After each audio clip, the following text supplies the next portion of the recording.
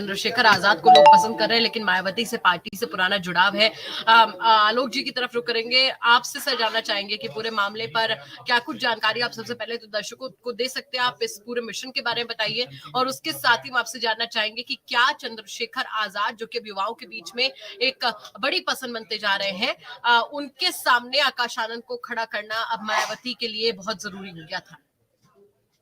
देखिए गौरव जी, पहली बात तो बहन मायावती जी काशीराम के विचार की तरफ लौट रही हैं। मैंने एक खबर देखी, एक चिंतन किया उसमें कि बहन जी कह रहे हैं कि जब गांव चलो अभियान उनका जो चलेगा, गांव गांव में जो यूथ के साथ मिलेंगे, जो मीटिंग करेंगे, उसमें टेबल और चेयर का उपयोग नहीं करेंगे, जैसे कि काशीराम जी दरी का उपयोग करते थे। ये चीज सिंबॉलिक है, लेकिन ये बात बताना चाह रही कि जो बीएसपी है वो कितना ज्यादा अपने पास्ट को लेकर के और पुरानी चीजों को वापस आना चाहती है।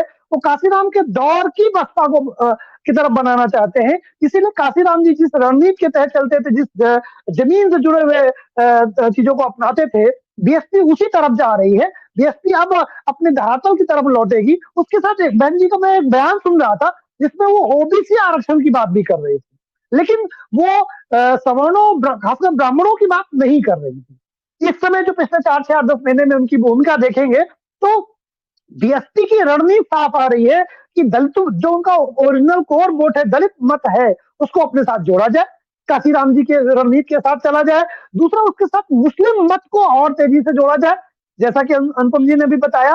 उसके साथ में अगर कुछ वर्ग ओबीसी का भी आ जाए, थोड़ा बहुत भी 4-5-10% जो भी आ जाए, वो मत अगर जो आ जाए, जो बसपा को ज्यादा मत नहीं देता, जितने भी परसेंट उसे मत मिला था, उसे 2-4% भी मत उसे ज्यादा मिल जाए, तो बीएसपी अपने दम पर खड़ी हो सकती है।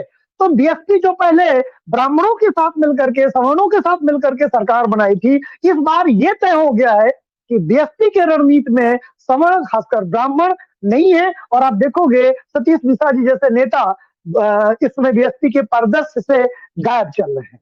दूसरी बात, अगर आप देखेंगे आनंद को लेकर के आने की बात, वो पिछले 1-1.5 साल से तैयारी कर रहे हैं धीरे धीरे करके, और आनंद को रावण के खिलाफ, चंद्रशेखर के खिलाफ लाना ही था, क्योंकि 4 वर्ष पहले बहन मायावती जी ने आनंद को खुद कहा था कि जब आप लड़ाई लड़ने की बात करते हैं, दलितों की लड़ाई लड़ने की बात करते हैं, तो बीएसपी में क्यों नहीं आते। तो बहन मायावती जी तो 4 साल पहले नोटिस कर चुकी थी कि रावण जी में कुछ तो दम है, चंद्रशेखर में कुछ तो दम है, लेकिन वो लेट हो गई, कुछ तो ज्यादा परिचर्चा में आ गए, और बीएसपी को आज नहीं तो कल हो सकता है वो डैमेज करे। हाँ, ये बात मैं मानने के लिए बिल्कुल तैयार नहीं हूं कि वर्तमान में कोई बहुत बड़ा नुकसान बहन जी को कर सकते हैं, लेकिन भविष्य तो या तो आनंद का होगा या चंद्रशेखर का होगा। लेकिन चंद्रशेखर की संभावना इसलिए मैं ज्यादा देखता हूं क्योंकि उनके पास ऑर्गेनाइज कैडर है, बहन मायावती जी का जो कमिटेड वोटर है, और बहन मायावती जी चाहेंगी तो उनके अंदर वो शक्ति है। जब वो दूसरी पार्टियों को अपना वोट शिफ्ट कर सकती है, तो क्या अपना कमिटेड वोटर अपने भतीजे के साथ नहीं जोड़ सकती है। इसलिए मैं आनंद की तरफ जो है संभावना ज्यादा देखता हूं। हाँ, बशर्ते कि आनंद दूसरे राहुल गांधी ना बने। जी गौरव, समर्थकों में अभी भी कोई कमी नहीं है, वोट छिटके हैं, लोग छिटके हैं, लेकिन आप ऐसा कह दीजिए कि मायावती बिल्कुल पार्टी बिल्कुल बर्बाद हो चुकी उनकी, तो ऐसा नहीं है। वापस से पार्टी को खड़ा करना, उसका रिकंस्ट्रक्शन करना, इसमें आनंद की कितनी मदद कर पाएंगी मायावती, और क्या वापस से बीएसपी वैसी खड़ी हो पाएगी जैसे मायावती के टाइम पर खड़ी रहती थी। गौरव जी, मैंने यूपी तक में कई बार कहा है कि राजनीतिक पार्टियां कमजोर और ताकतवर होती है, मरा नहीं करती है, जीवित तो रहती है। ठीक है, क्यों कमजोर और ताकतवर होती, कभी सत्ता में होती, कभी सत्ता से बाहर होती, कभी बहुत कमजोर होती है, जब तक कि वो कोई बहुत बड़ी गलती ना कर दे। तो जो भी कल सत्ता में भारतीय आजादी के बाद रहे हैं, वो सब कहीं ना कहीं अभी भी जीवित है। तो इसलिए बसपा खत्म हो जाएगी, बसपा नहीं रहेगी, ये तो बिल्कुल गलत बयानी है। जो कह रहे हैं सब गलत कह रहे हैं। दूसरी बात, जब अभी अनुपम जी कुछ बात कह रहे थे तो मुझे एक विचार याद आया। मेरी पत्नी इस समय कार ड्राइविंग सीख रही है, तो उसमें क्या होता है कि बहन मायावती जी और आकाश आनंद को लेकर के मुझे एक बात याद आ गई। उसी बात को मैं लिंक करने की कोशिश करता हूं यूपी तक के दर्शकों के लिए।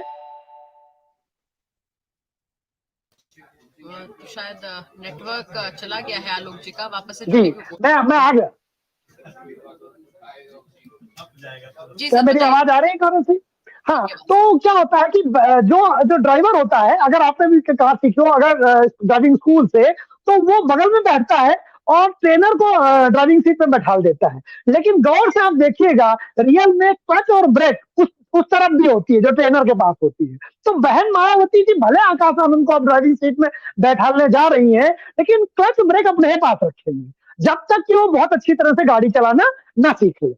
तो इसी तरह से राजनीति में भी यही है, कोई व्यक्ति ड्राइविंग सीट पे किसी को भी बैठा दे, लेकिन नियंत्रण वो अपने पास ही रखता है। और आकाश आनंद जैसा कि अनुपम जैन का उनका सौभाग्य है कि नियंत्रण करने वाली उनकी बुआ ही है, और बुआ भतीजे मिलकर के उत्तर प्रदेश की राजनीति को चलाएंगे, या उत्तर प्रदेश की राजनीति में, भारत की राजनीति में बीएसपी को आगे लेकर के जाएंगे। और मैं हमेशा कहता हूँ, ठीक है बीएसपी के ऊपर ये आरोप लगेगा वंशवादी राजनीति का, लेकिन बीएसपी को इकलौती पार्टी क्या भारत में जो वंशवादी राजनीति चलेगी? कितने लोग हैं जो वंशवादी राजनीति पे है? हाँ, बहन मायावती के ऊपर ये प्रश्न लगाया नहीं जा सकता था, तो वो आम दलों से अलग दिखती थी, लेकिन इसके बाद वो आम दलों जैसी दिखेंगी इस वाले मैटर को लेकर के भी। लेकिन अब ठीक है, बहन मायावती जी के पास भी अब इससे बड़ा कोई रास्ता ही नहीं था। किसी न किसी को तो अपना समय के साथ उत्तराधिकारी उन्हें घोषित करना है, अपनी व्यवस्था को शिफ्ट करना है धीरे धीरे। ड्राइविंग तो सिखानी पड़ेगी ना, राजनीति की ड्राइविंग तो और कठिन है कार ड्राइविंग से, तो समय लगता है। आकाश आनंद को मजने में समय लगेगा, तब तक बहन मायावती जी उन्हें कोशिश कर रही है कि उन्हें अच्छी तरीके से खड़ा कर सके। और दूसरा, आप देखिए, भारतीय राजनीति में कल्ट वर्शिपिंग कोई बड़ी वो चीज नहीं है। साउथ से लेकर नॉर्थ तक है, बीएसपी का जो वोटर है, जो बहन मायावती जी पर को अपने देवी की तरह मानता है, वो आकाश आनंद के साथ भी उसी तरह धीरे से जुड़ जाएगा, अगर आकाश आनंद कोई बहुत बड़ी गलती नहीं करते हैं, बहन मायावती जी की तरह सधे हुए चलते हैं। तो मैं बहन मायावती जी के बाद उत्तर प्रदेश की राजनीति में दलित नेता के रूप में आकाश आनंद को देखता हूँ। जी बिल्कुल, अनुपम जी का रुख करेंगे सर। की जोड़ता हूँ, ये बात कम से कम 10-15 साल पुरानी है। गांव में हमारे महादलित है, एक है फैमिली, मतलब वो पूरा ग्रुप ही है, हर गांव में होता है। तो जब मैं वोट देने गया तो वो भी मेरे साथ लगी थी, महिला थी, बिल्कुल अनपढ़, बिल्कुल मतलब जिस तरह से आप कह सकते हैं कि एक गांव की महादलित अनपढ़ महिला, मैं उसकी जागरूकता के बारे में, उनके बारे में, जो मेरे साथ वोट देने गई, और जब उन्होंने बटन दबाया तो बटन नहीं दबा, तो हमारा नंबर आ गया, भीड़ बहुत ज्यादा थी, तो मैंने किसमें दबाना है? बोले हाथी में। उस हाथी की कहने की फ्रीक्वेंसी इतनी तीव्र थी, वो लगाव इतना तीव्र था, हमने कहा बहन मायावती जी को कोई खत्म नहीं कर सकता। वो उस समय मेरे अंदर फील आया था, वो जो हाथी के प्रति, चिन्ह के प्रति जो सम्मान था, जो लगाव था, जो कमिटमेंट था, सिर्फ 4 शब्द, बउआ हाथी में लगाना है, ये शब्द थे मेरे उसके लिए, बउआ। और दूसरे से नहीं कहा बउआ तुम लगाओ, उन्हें पता था कि पंडित जी का लड़का हुआ है, ये हाथी में लगेगी। तो आप ये समझिए, ये जो लगाव है, मेरे गांव में मेरा कमिटमेंट है कि हम लोग इधर उधर का नहीं बोलते, जो कहते हैं वही करते हैं। तो उसे हमसे कहा तुम लगा दो, हमसे नहीं बन पा रहा, नहीं बटन देते। तो आप सोचिए, वो जो कमिटमेंट है दलितों का, वो अमेजिंग है। ऐसा कमिटमेंट जब किसी पार्टी को ऐसा सौभाग्य प्राप्त नहीं हुआ है, इस हद तक कमिटमेंट प्राप्त करने का। ऐसी लॉयल वोटर बहुत कम है, और शायद इसीलिए इतनी कमजोर एक विधायक के पे पहुंचने पर भी बसपा दोबारा खड़ी हो सकती, वो भी इसी 2024 के चुनाव में या विधानसभा चुनाव में, इसमें मुझे कोई डाउट नहीं है। अगर बहन मायावती जी सक्रिय होती है तो बसपा को खड़े होने से कोई नहीं रोक सकता। वो कीमत सपा को अदा करनी पड़ेगी। मुस्लिम मत बसपा की तरफ जाएगा, दलित मत बसपा की तरफ वापस आएगा, इसमें कोई मुझे डाउट गौसी जी दिखता नहीं है, बिल्कुल तय है। जी जी, सिर्फ ये कह रहा था कि जब कभी समाजवादी पार्टी का जब वोटर कमेंट करता है, आप उसकी देखिए, उसमें निगेटिविटी होती है, वो दूसरी पार्टी को एब्यूज करता है। लेकिन जब बीएसपी का वोटर आता है, उसमें एक पॉजिटिविटी है। वो सिर्फ और सिर्फ ज्यादातर क्या होता है, वो अपनी पार्टी और बहन जी के लिए और हाथी के लिए बात करता है। तो इसमें एक पॉजिटिविटी भी दिखती है। और भारतीय राजनीति के लिए मैं मानता हूं कि वोटर किसी भी पार्टी क्यों ना हो, लेकिन अगर पॉजिटिव चिंतन से बात करता है तो भारतीय राजनीति के लिए, भारतीय लोकतंत्र के लिए ये अच्छी बात। जी गौरव। बिल्कुल।